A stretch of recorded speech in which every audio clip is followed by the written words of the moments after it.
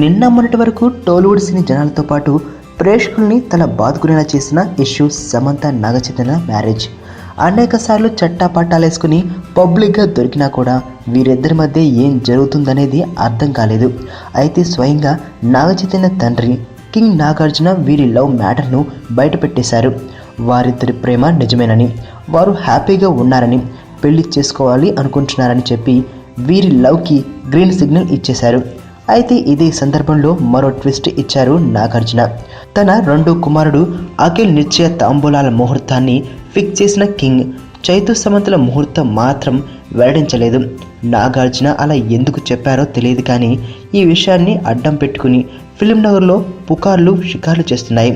సమంత కొంతకాలంగా పెళ్లిని వాయిదా వేసే ఆలోచనలో ఉందని, అందుకే నాగార్జున ముహూర్తం పెట్టలేదంటూ చెవులు కొరుక్కుంటున్నారు.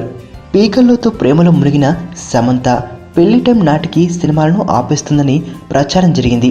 అయితే ఇప్పుడు మాత్రం మళ్ళీ కొత్త ఆఫర్లకు ఓకే చెబుతుందంటూ ఉదాహరణలు చెబుతున్నారు. లైఫ్లో చాలా మందిని కలుస్తుంటాం.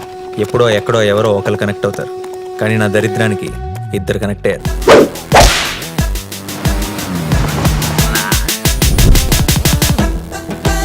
ఈ స్మైల్ చాలా బాగుంది. నిజం అనుకోవద్దు, అబద్ధమే. బానే ట్రై చేస్తున్నావు. I love you. జోక్ చేయకు.